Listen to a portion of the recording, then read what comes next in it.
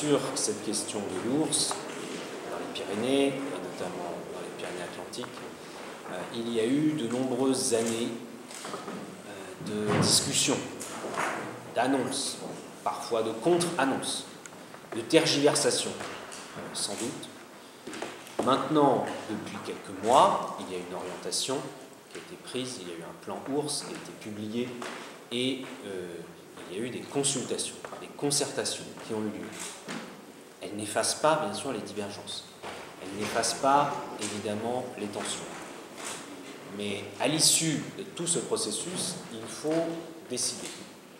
Donc, moi, j'ai décidé de donner le feu vert à la réintroduction de 2 ours femelles dans le Béarn, dans les Pyrénées-Atlantiques, comme cela avait été envisagé, mais j'ai décidé de passer à l'action.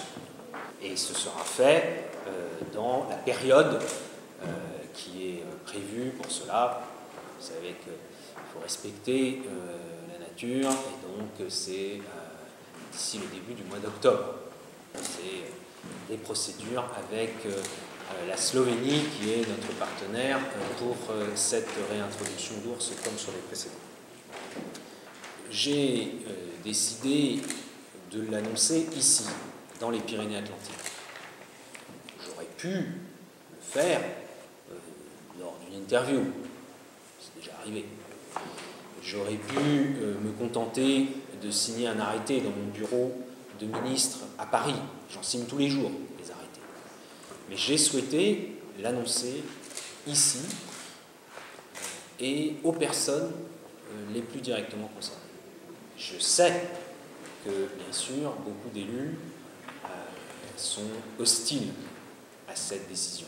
Ils l'étaient il y a déjà quelques mois, quelques années, et ils le seraient encore dans quelques mois, dans quelques années. C'est pour ça qu'à un moment donné, il faut décider, et c'est ce que j'ai fait. Je connais les difficultés, les tensions, et donc je ne me dérobe pas devant ces difficultés. Pour moi, ma ligne de conduite, c'est de sortir de l'enlisement.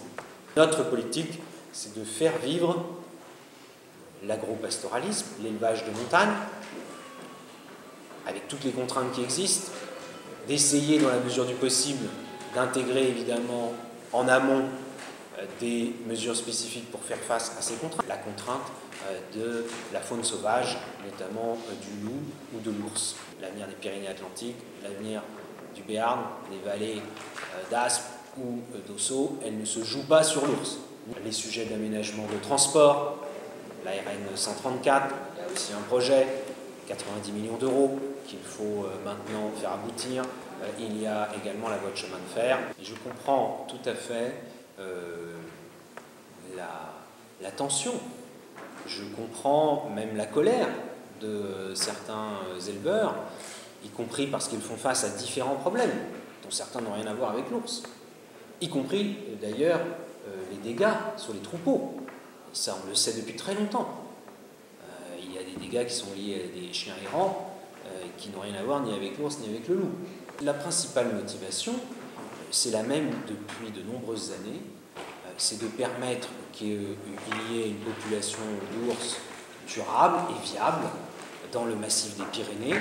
Ça s'inscrit plus généralement dans une politique en faveur de la biodiversité. En l'occurrence, la réintroduction, elle porte sur 2 ours femelles.